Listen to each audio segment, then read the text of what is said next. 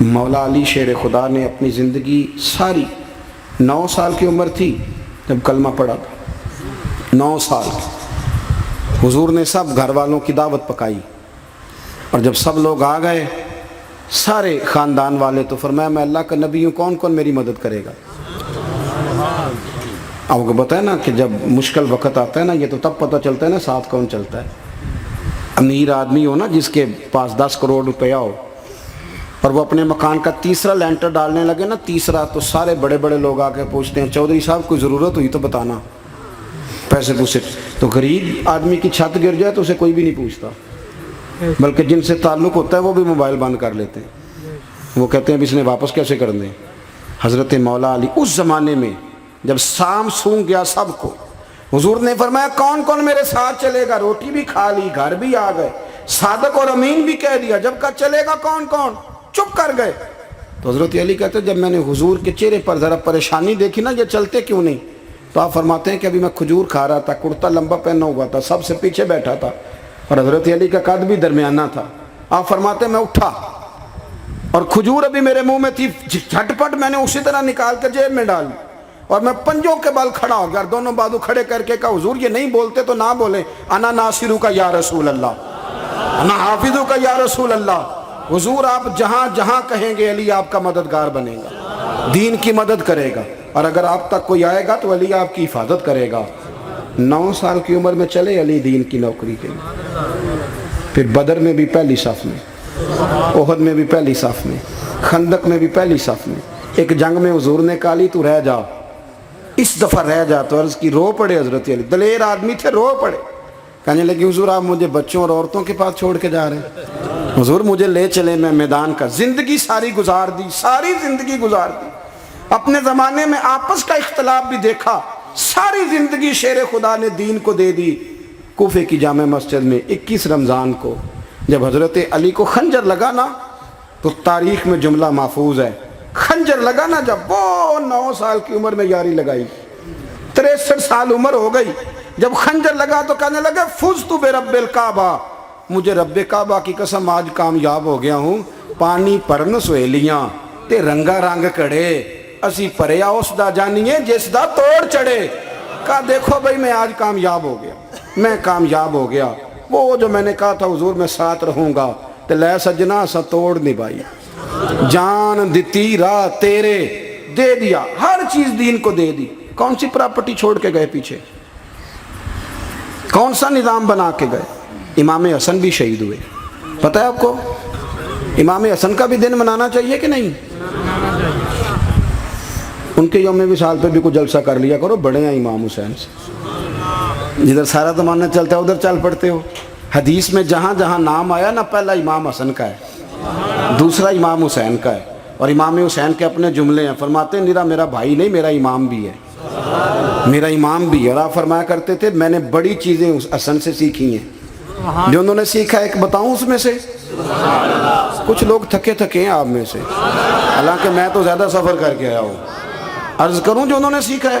سنو، امام حسین خود بتاتے ہیں، فرماتے ہیں کہ اب میرے بھائی نا امام حسن اپنی ایک بیوی کو طلاق دینا چاہتے تھے، اختلاف شدید ہو گیا، بات طلاق تک آ گئی، مجھے پتہ چلا تو میں پہنچا، میں نے کہا بھائی جان کیا اختلاف ہے بھابھی سے؟ سنا طلاق دینے لگے ہیں؟ فرمایا ہاں طلاق دے دوں گا۔ چلی گئی ہے میکے، فرمایا بتائیں غلطی کیا، کیوں دے رہے ہیں؟ تو امام حسن فرمانے لگے حسین آپ نے قرآن نہیں پڑھا؟ میں نے کہا جی پڑھا ہے، بتائیں۔ کہنے لگے اللہ فرماتا ہے ہن لباس لکم وانتم لباس لہن، مرد عورتوں کا لباس ہیں، عورتیں مردوں کا لباس ہیں۔ فرمایا میری بیوی میں کوئی کمزوری ہوگی تو میں پردہ ڈالوں گا کہ دنیا کو بتاؤں گا؟ امام حسین کہتے ہیں میں نے اٹھ کے بھائی کا ہاتھ چوما، میں نے کہا آیت میں نے پہلے بھی پڑھی تھی، تفسیر آج سمجھ میں آئی ہے، تفسیر آج سمجھ میں آئی ہے، میرے بڑے بھائی نے سمجھائی ہے، سمجھ میں آئی۔ کہتے ہیں کچھ دنوں کے بعد امام حسن نے بیوی کو طلاق دے دی، میں پھر آیا اور میں نے کہا میرے شانوں والے بھائی آپ بھی بتا دیں کیا مسئلہ تھا؟ تو کہتے ہیں میرا ماتھا چوما میرے بڑے بھائی نے، اور کہنے لگے حسین چھوڑ، وہ غیر محرم بیوی ہے، میں کسی غیر کی باتیں تیرے ساتھ کیا کروں، طلاق دے دی، غیر محرم ہو گئی، اب اس کا ذکر کیا چھیڑنا؟ کہتے ہیں میں سمجھ گیا کہ میرا بھائی قرآن کی اس روح کو جانتا ہے جو حسین تک بھی پہنچ رہی ہے۔ بھائیو امام حسن رضی اللہ تعالیٰ عنہ، آپ کو پتہ ہے یہ کائنات کا وہ عظیم شخص ہے، حسن ابن علی، وہ عظیم ہستی ہے جس نے تاج چھوڑ دیا، تخت چھوڑ دیا، پر نبی پاک کی امت کو جوڑ دیا۔ نبی کریم نے ان کو اپنے ساتھ بٹھا کے کہا تھا، صحیح بخاری میں موجود ہے، کہا یہ میرا بیٹا حسن سید ہے، یا مسلمانوں کی دو جماعتیں لڑیں گی تو یہ صلح کرائے گا۔ حضرت امام حسن نے تخت چھوڑا، تاج چھوڑا، لیکن مسلمانوں کو آپس میں اتنی بڑی قربانی، اتنی بڑی قربانی۔ یہاں تو بھائی چھوٹا سا مسئلہ ہوتا ہے، مسجد میں اچھے بھلے امام صاحب نماز پڑھا رہے ہوتے ہیں، بچے پڑھ رہے ہوتے ہیں، اور مسجد میں تو تقریباً 15-20 چودھری اتوار مسجد میں ہوتے ہیں۔ تواڈے پنڈ تے نہیں ہیں جی؟ چلو اللہ کا شکر ہے جی، اتنے نہیں تھوڑے نے، چلو اللہ کرے وہ بھی نال ہی رل جان، درویش ہی چنگی چدرا دا کی کرنا ہے۔ تو ویسے میں نے دیکھا ہے تھوڑی سی جو کسی شہر کی بڑی مسجد ہوتی ہے اس میں 15-20 چودھری ہوتے ہیں، اور مولوی صاحب کی مجبوری ہے سب کی مان کے چلنا، دو کی نہ مانے قاری صاحب، دو کی۔ اب وہ یہ نہیں دیکھیں گے کہ دین کا نقصان ہو رہا ہے، مسجد کا مسئلہ ہے، بچوں کا مسئلہ ہے، ان کو تو ذات کا مسئلہ ہے، میری نہیں مانی لہذا چھٹی۔ وہ خدا کے بندو، ہم 2 منٹ کے لیے چدراہٹ نہیں چھوڑتے، دین کا نقصان کر دیتے ہیں۔ امام حسن نے پوری حکومت چھوڑ دی، پوری حکومت۔ اتنا بڑا سخی کم آپ کو ملے گا جو سخاوت کرے اور نبی کی امت کو بچائے صلی اللہ ہو۔ یہ بات بیان نہیں ہوتی، اکثر نہیں ہوتی، شاید پورے کربلا میں آپ نے نہ سنی ہو، الا ماشاءاللہ۔ اس کو سمجھے امام حسن۔ اور پھر مزے کی بات، امام حسن بھی شہید ہوئے، انہیں زہر دیا گیا، اور جب وہ شدید بیمار ہو گئے نا، زہر اثر کر گیا، تو امام حسین آئے، بڑے پریشان ہوئے، رو پڑے، کہنے لگے بھائی مجھے بتاؤ کس نے زہر دیا؟ تو امام حسن کہنے لگے حسین مجھے شک ہے ایک شخص پر، لیکن شک ہے بھائی، اگر صرف شک ہے تو میں کسی بے گناہ کو بدنام کیسے کر دوں، تمہیں کیسے نام بتا دوں؟ یہ نامعلوم پرچے کراتے نہیں ہم روز ہی نامعلوم پرچے، جس پہ دشمنی ہے اس کا نام لکھا دو، ختم ہو گئی بات۔ امام حسن کی تربیت دیکھو، فرمانے لگے جس پر مجھے شک ہے اس کا نام بتا دوں، تو اگر وہ نہیں تو بے گناہ کا ذکر کیسے کر دوں؟ تو امام حسین فرمانے لگے بھائی جان اگر وہی ہوا تو آپ فرمانے لگے اگر وہی ہوا نا تو حسین پھر بھی تو چھوڑ دے، میں نے رب کے سپرد کر دیا، اللہ بہترین انتقام لینے والا ہے۔ اللہ اتنا بڑا حوصلہ سیدہ کے بیٹے کا، شیر کے بیٹے کا، شیروں جیسا کلیجہ، اتنا دل دریا سمندروں ڈونگے، کون دلاں دیاں جانے۔ او بھائی تھوڑا حوصلہ کر، جتن تے ہر کوئی کھیڈے، تو ہارن کھیڈ فقیرہ، اور جتن دا مل کوڈی پیندی ہارن دا مل ہیرا۔ او کہیں بیک بھی تو ہو نا، کہیں تو درگزر بھی تو کرنا، کہ ہر جگہ چھا کے رہنا ہے، ہر جگہ چھا کے رہنا ہے۔ میرے ایک سنگی ہیں، آپ کو پتہ ہے یہ جو سٹیج پہ بیٹھنے والے لوگ ہوتے ہیں نا، یہاں تو اچھے لوگ بیٹھے ہیں، میری طرح کے جو لوگ جو سٹیج پہ بیٹھنے کا عادی ہو جاتا ہے وہ نیچے بیچارہ بیٹھ بھی نہیں سکتا، یہ مسئلہ ہو جاتا ہے۔ میں اکثر کہتا ہوں کہ کبھی نیچے بیٹھ کے تو دیکھو کیا فرج ہوتا ہے۔ اگر کسی بندے کی کوئی شان ہے تو وہ جو سب سے پیچھے بیٹھا ہے اس کی شان ویسی کی ویسی ہے، کوئی کمی آ جائے گی؟ کچھ بھی نہیں۔ مجھے ذاتی طور پر دیانتداری سے کہتا ہوں، مسجد میں بیٹھا ہوں، جب میرے آنے پہ لوگ نعرے لگاتے ہیں مجھے تکلیف ہوتی ہے۔ میں کہتا ہوں یار نبی پاک کی نعت چل رہی تھی، اس کا ادب زیادہ ہے یا اجمل قادری کا ادب زیادہ ہے؟ چھوڑیں آپ، جو آیا ہے وہ بیٹھ جائے گا، ختم ہو گئی بات۔ اور ویسے بھی جو لوگ جلسوں کے لیے محنت کرتے ہیں نا، بیچارے اشتہار لگاتے ہیں، مسجد کی صفائی کرتے ہیں، جو لنگر پکاتے ہیں، وہ تو اسٹیج پہ آتے نہیں، حالانکہ زیادہ ثواب تو ان کو ملتا ہے، وہ تو پیچھے چھپے ہوتے ہیں۔ میں کئی دفعہ مجھے پتہ چل جائے نا اس کارکن نے زیادہ کام کیا اس جلسے کے لیے، تو میں اس کے کان میں کہتا ہوں میرے لیے بھی دعا کری، اس لیے کہ تو نے محنت کی ہے، تیرا اجر اور ہے۔ ہم تو شان سے آئے بیٹھے اور چھٹی کر گئے۔ بھائی تھوڑا پیچھے بھی دیکھے، نبی کریم کے پورے خاندان کی قربانیاں، پورے خاندان۔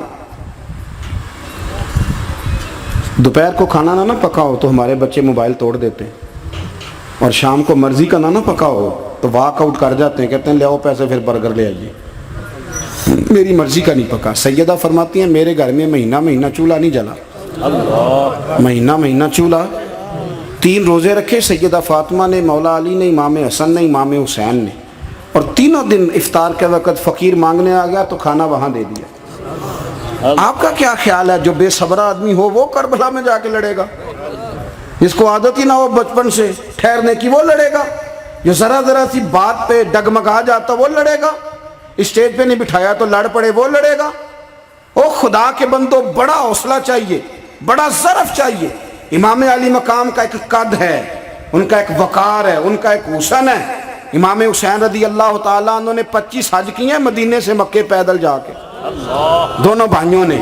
ہر روز 10 سپارے قرآن پاک کے امام حسین پڑھتے تھے۔